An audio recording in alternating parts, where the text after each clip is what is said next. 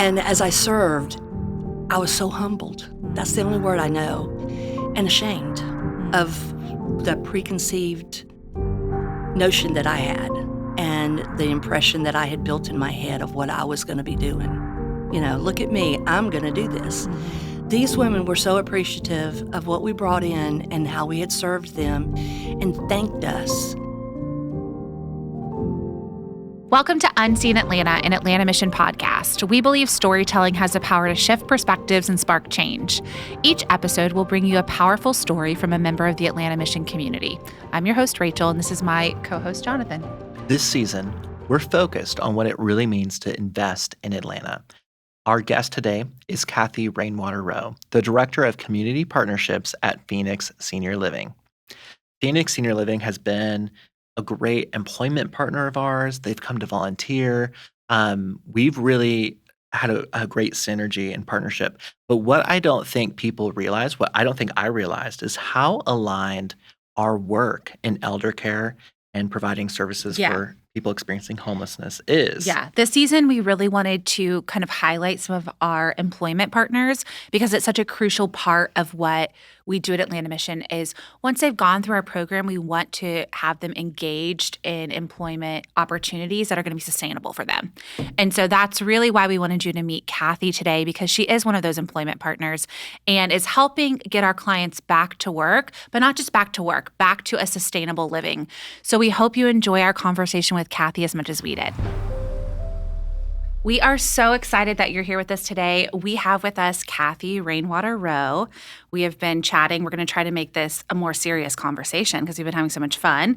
We're so excited to have her here. She is the Director of Community Partnerships at Phoenix Senior Living, and they are a partner of Atlanta Mission, and we wanted to bring you in to just chat about kind of your life and then our partnership. Thanks for being here. Yeah. Thank you so How are you much feeling? for having me. Feeling great. And you are an avid listener of our podcast. I am. I do. I listen quite often. What's your favorite thing about the podcast?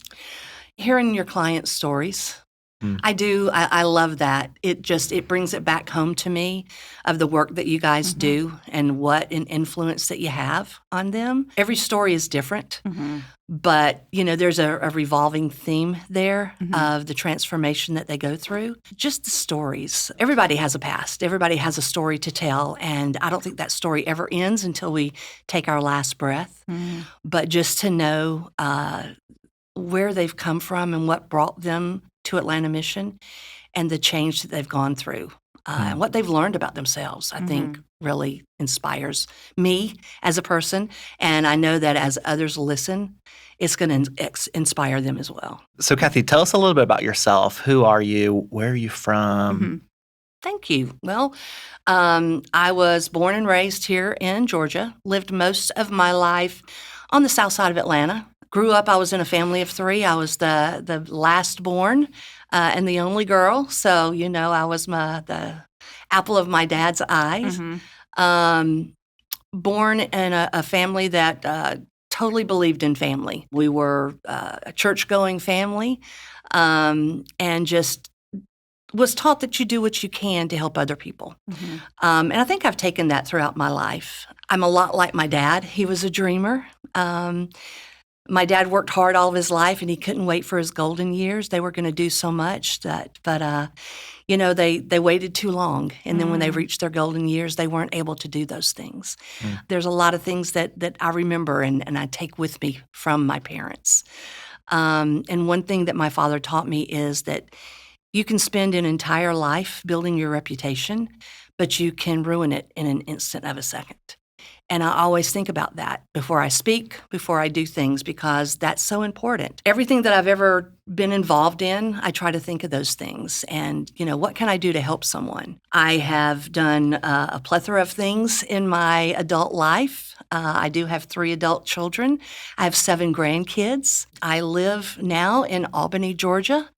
And love it. It's out in the country. I see more tractors when I'm at home than I do cars. It's peaceful. It's country. And with what I do right now with Phoenix Senior Living, I'm up here in Atlanta a couple of times a month, traveling. And so when I do get to spend some time at home, it's very peaceful. And I enjoy just being there with nature. Tell us a little bit about your role at Phoenix and what is it that you do and what does Phoenix do?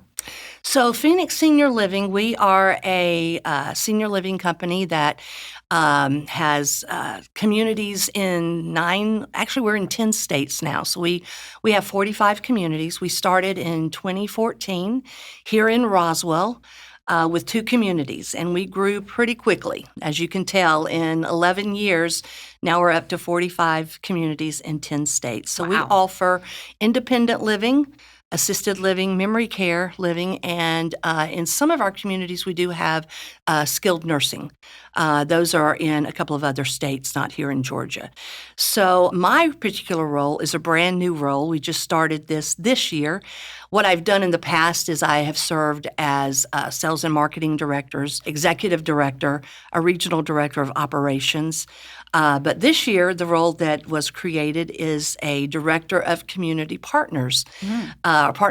And so I'm kind of the face and the voice of Phoenix Senior Living. One thing that we've sort of missed the mark on that we wanted to correct was to be really involved in the communities that we serve.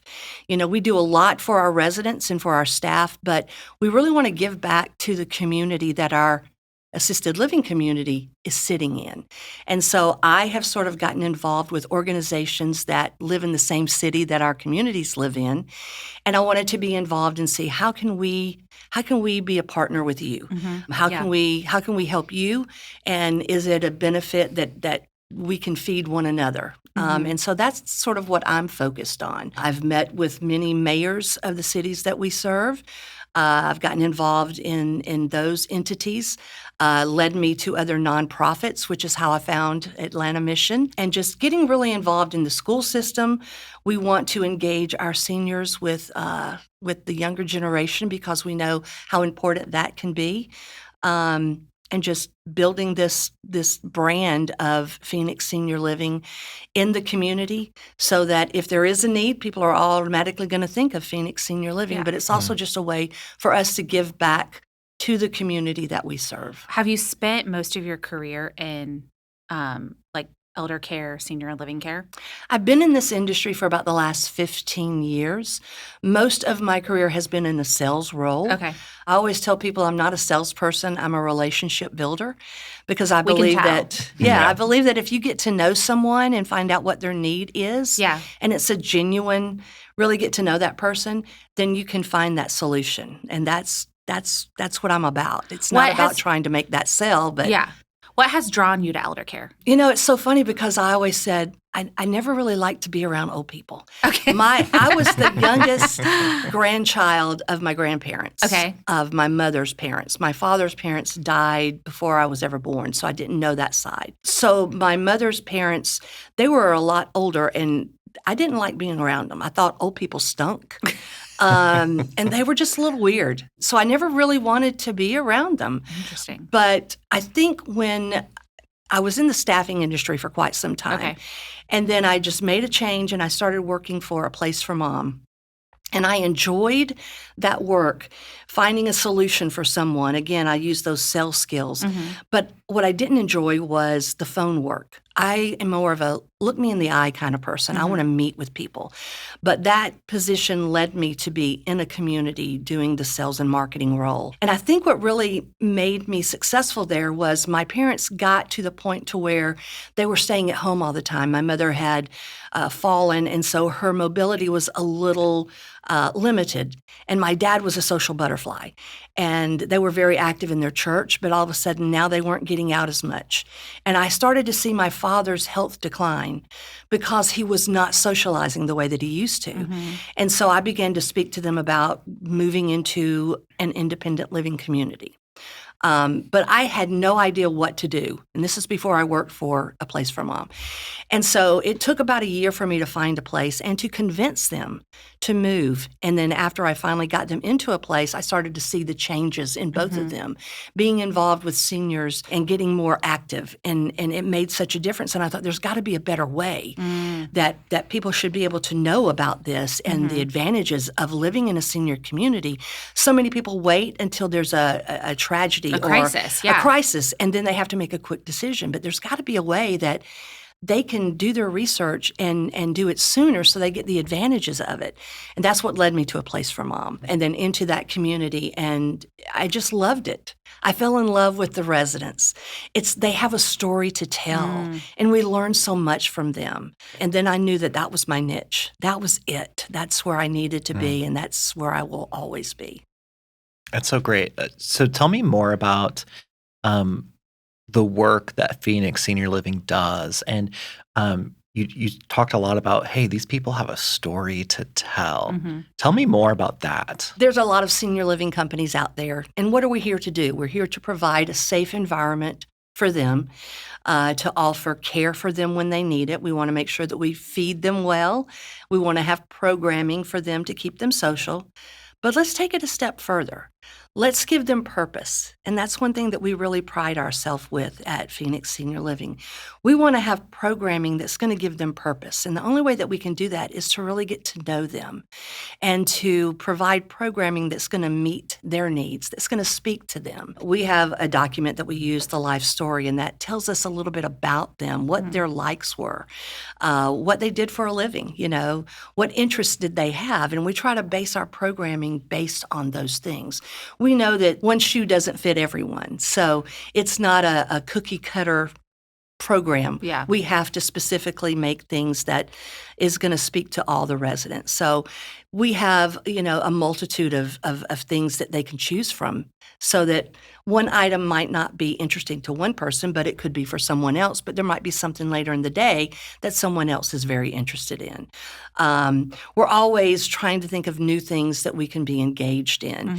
Even our buildings, the way that we build our buildings, we know that we have to be prepared for that next generation that's coming in. And, we're getting prepared for the baby boomers that are coming. And senior living is changing. And so we have to always be willing to change. It's not like it used to be. So many people, when they think of senior living, they think of the old nursing home where you walk in and, you just see people sitting in a chair drooling. Right. I mean, there's that odor associated with it. And that's not how it is. It's an active lifestyle. And we portray that, and we want people to understand this is the next chapter of your life, and it can be extremely wonderful. We have communities with pools, and we have exercise rooms and just theaters in our buildings, and so many things that we bring to life. We have pubs, we have happy hour, we have dance rooms, and it's just, we want them to know that it's an active lifestyle. Well, there feels like such a comparison or a parallel between homelessness and kind of this senior elder care of like, they're both these communities that not a lot of people want to engage in. They're a little bit scared of, but they have they're people. They're just in circumstances. Absolutely. So whether it's them aging or whether it's them not having a place to stay that night, it feels like there's such a parallel between the work that we both do with these different types of communities of kind of shining a light on that this is not like they're still human beings with amazing lives, amazing stories, Absolutely. and amazing futures. That life doesn't just end because you're homeless or life doesn't just end because you're aging. Exactly. Yeah. Exactly. And in a lot of ways, we're doing the same work. We are. We are restoring dignity and Absolutely. hope and a future. I love that comparison because I do feel like they're both these communities that are oftentimes ignored or looked past. Yeah, and I think society places that stigmatism. It does. There. And I think we as people grow up with that. We think about, especially folks living with dementia, we have that impression that, you don't know what to expect and you don't know what to say. And what we teach our staff and even, as folks come and are getting information and thinking about moving in is we look past the disease and we want to administer and be a blessing to the individual. We have to remember who that person is. They have a disease, and we're going to take care of the disease, but we never want to forget the person that they are inside. And it goes the same for you guys with the clients that you deal with.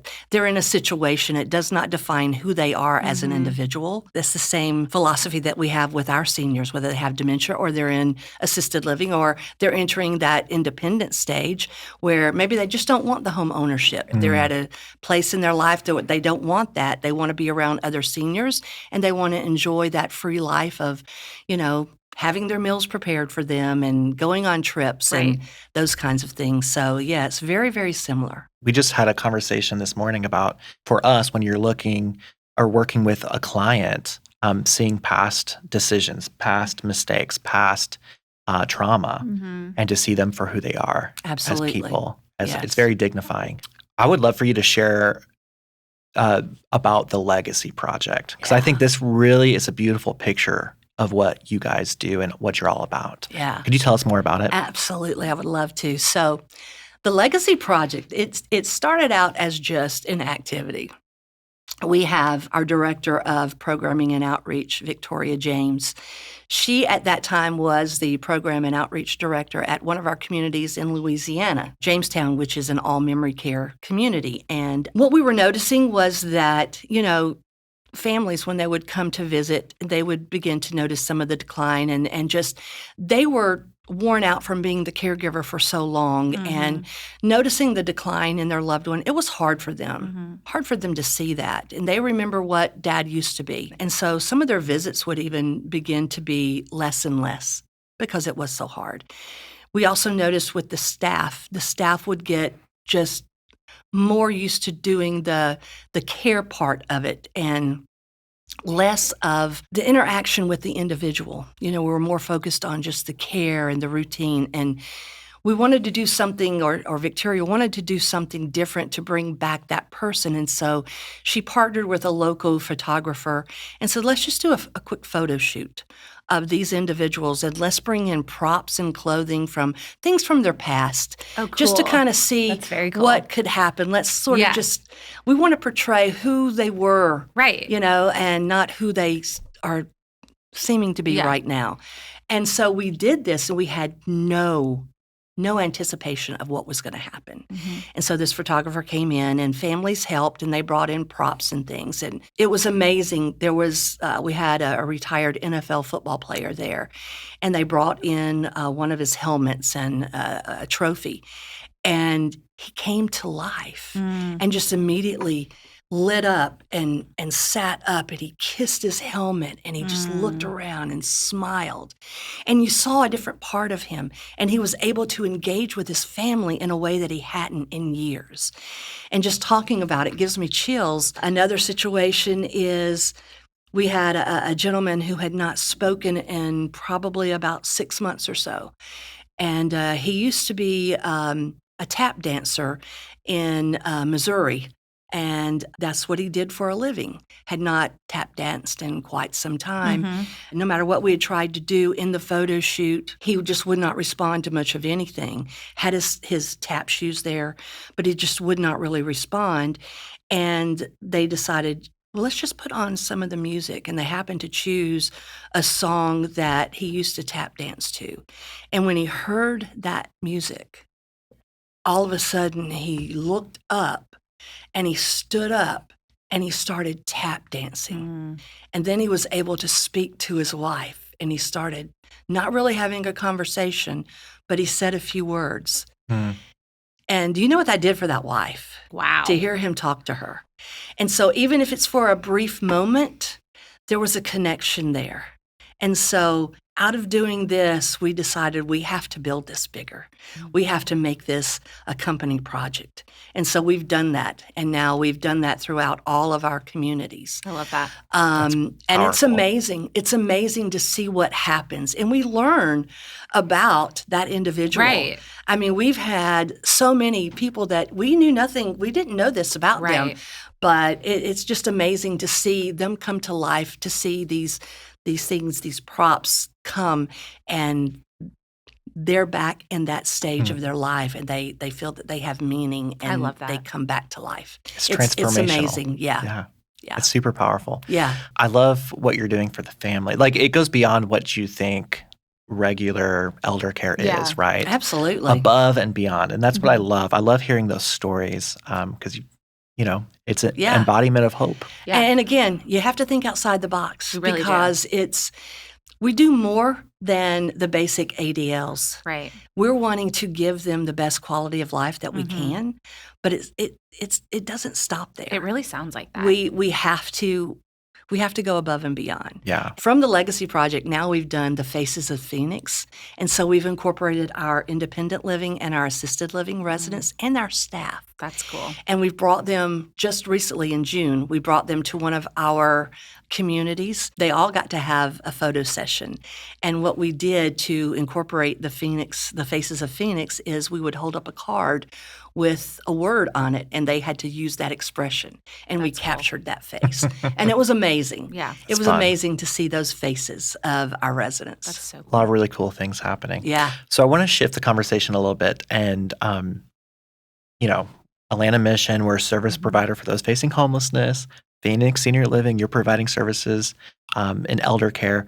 How did we come together? Like, how did this partnership happen? Yeah.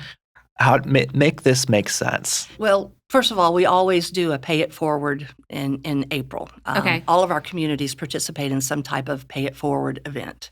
We've now made that where every month we participate in some sort of pay it forward event. All of our communities do. But as a home office, we decided, instead of us getting together as a home office and doing our Christmas gathering, let's take the funds that we would spend on that and let's do something. Let's volunteer somewhere.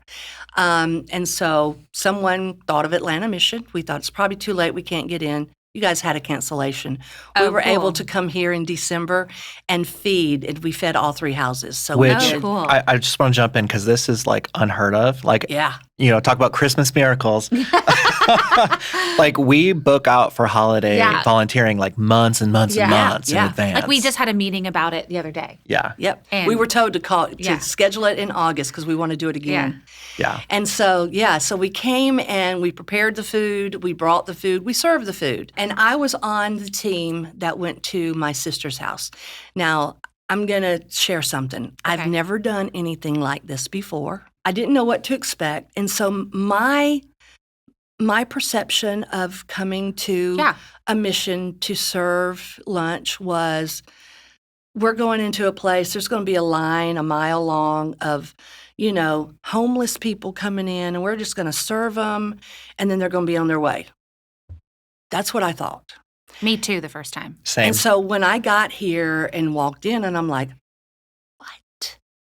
This is unbelievable. Just because the place was so clean and big, and I'm thinking, what is going on here? There's a lot of light there, which you always think it's going to be like dark. And it was like a state-of-the-art kitchen, and I'm thinking, wow. So we set everything up, and then the ladies come in, because I was at my sister's house, which is a place where for the ladies and their children. And I met these young women who were so appreciative, who were nothing like I had prepared myself for. And as I served, I was so humbled. That's the only word I know. And ashamed of the preconceived notion that I had and the impression that I had built in my head of what I was going to be doing. Look at me, I'm going to do this. These women were so appreciative of what we brought in and how we had served them, and thanked us. And even after they ate, came up and said, thank you so much. That was so good. And I had an opportunity just to walk out and just talk to the ladies while they were eating, and just to talk. And it spoke to me. It just spoke to me. And I knew at that time that I was going to be coming into this role. And I knew that this was something that I wanted to follow up with, to see what else can we do. Everybody does something during the holidays. We all do. We're all in that giving spirit. But what about the other 11 months out of the year? Why don't we do things then? And so I made the phone calls, connected with Phil, and said, we want to do more. What can we do? And Phil connected me with Jonathan and Marie. And so in February, we got together, we met. We just sat and talked of what can we do to get together and volunteer or do something. And at that meeting, they invited me to come to one of their graduation ceremonies that week for their transformation class. And I said, okay, I'm in town, I'll come. That was life-changing for me. When I went to that graduation program and watched those students, those clients walk down that aisle, I was moved to tears. That was a life-changing moment for me. And then I knew how we were going to partner. we're going to help these folks go to work. That's what we can do. That's what Phoenix Senior Living can do. We can help put them to work in some of our communities. These people want a second chance. They deserve a second chance. I learned more about the program and what they go through, and that's how we've partnered. And it's a mission. I'm on a mission to put as many of those folks to work as I can. Oh, that's amazing. Yeah. Because it's you got me fired up. it just we've got to change the perception. Yeah. Well, and I love how you're trying to change that perception with the people that you're serving at Phoenix Living, and then it just I don't know. I don't think I had, before we came into this conversation today, I don't think I had seen those parallels of the two, but I love that it's so aligned of like, these are, we have to change the perception on both ends. Absolutely. So many times when people move into our communities, they may feel like my life is over. I have nothing left to give. I've already lived my life. Yeah. And what we want to teach them, what we want to show our residents is, oh, but you're so much more than a memory. Yeah. You're so much more than what you used to be. Right. You've got a whole life left to live, and we want to give you that. You're just beginning. Right. This is a new journey for you, a new chapter in your life. And the same thing is with your clients. They've got so much to give. They've worked hard for it. Right. And they could give so much to these residents. Right. Well, because they've been there. Well, and there's so much more than when they walk through our doors and what they think of themselves. Absolutely. That's amazing. So now you're a employment partner. Absolutely. Yeah. Yes. So tell us a little bit about that. Yeah, it's great. Jonathan invited us to come to a job fair, and we came, and that was an awesome afternoon. We loved it. It was great. Met some really, really good people, and we've had a few meetings with a couple of the folks, and working out the details to try to amazing to get some more folks into some of our communities. Could you tell us? I know the story, and we won't say the client's name just to protect identity, but could you tell me the story of the client you met at the job fair and her journey with you? Yeah, absolutely. Yeah. So we were at the job fair, and there was a lady that was in the restroom that was definitely a little bit emotional, nervous, overwhelmed. And I spoke with her and asked her, was she okay? And she was telling me that she was just overwhelmed, that this was a very hard thing for her, that she'd been rejected a lot in the past, and just didn't know she could go through with it. And so I encouraged her to walk through those doors, that told her who I was and who I was with Phoenix Senior Living. She needed to come to our table, and that we had opportunities, that we wanted her to come and talk with us. And then I left her, and another member of our company who was there with me went to the restroom as well and came back and said, oh my goodness, I just met this young lady. And I said, yeah, I talked to her too. And she says, I told her just to come on. Well, it was about 5 minutes or so, and we saw the young lady walk through the door. And she just stood at the door, deep breathing. Right, and so I walked over to her and I said, you've taken the hardest step. Come on, let's walk. And I said, you got this. You got this. You're good.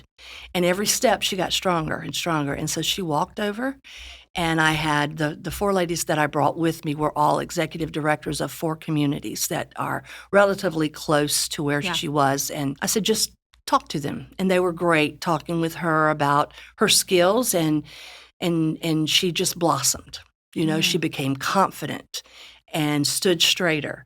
And they had great conversations, and we were able to get her to one of the communities to shadow and see if this was something that she was interested in. And then she went for an interview and another interview, and she's working at one of our communities right now as a business office manager. So I love that. it was a great opportunity for her. Yeah. Doing very, very well. Amazing. I hope, too, for people who are listening, I think sometimes, like with homelessness and some of these big things, it feels like, well, how am I going to make a difference? You know, maybe we can't hire, 800 people live with you every night. We can't hire all of them, but one person, like we can help change the trajectory of one person's life. And so I love hearing. And it's worth it. Yes. And I love hearing Absolutely. these stories of like, we don't have to boil the ocean. Is that the saying? I think so. We don't have to boil the ocean. Don't fact check us. Yeah. I'm terrible. It is now. But, it's like, I think sometimes a problem can feel so big. And like, I think the stories that you told today of your residents through the Legacy Project, you remember those, even if you just changed those two men's perspectives, the football player and the tap dancer, like it's worth it. For even 10 seconds. For even 10 seconds. And I think that sometimes it can feel so big, but it's really just about the one. So I think that's really encouraging to me. And I hope that's encouraging to people that are listening. Yeah. That what you are doing is so important. Even if it's not for hundreds and thousands of people, it doesn't have to be. Yeah. It's one at a time. I know. Just one at a time. We have our motto with Phoenix Senior Living is, in every Phoenix Senior Living building, we have a canoe. They're handmade canoes. And the canoe story started,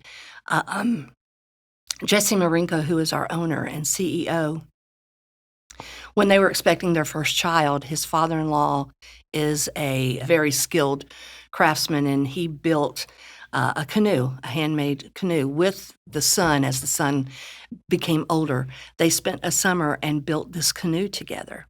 And Jesse saw the love that was shared between the two generations, and how the two of them coming together really fed both generations, both of them, and they learned so much from each other. And so that's a reminder to all of us that we can learn from one another. And so we teach our staff to take the time to learn from our residents. And our residents can learn from our staff. I mean, look at when we had COVID, all of a sudden visitations stopped. Right. But we had to find a way to connect with families. And so we had to be adaptable. And our residents learned what FaceTime was and Zoom calls. Right. And so our staff had to teach them that collaboration of generations helping one another. And the canoe represents that. But that's what we have to do. And the same thing is with your clients. Yeah. They can give that to our residents, and they can give that to others, but just because of the experience that they've had. Yeah.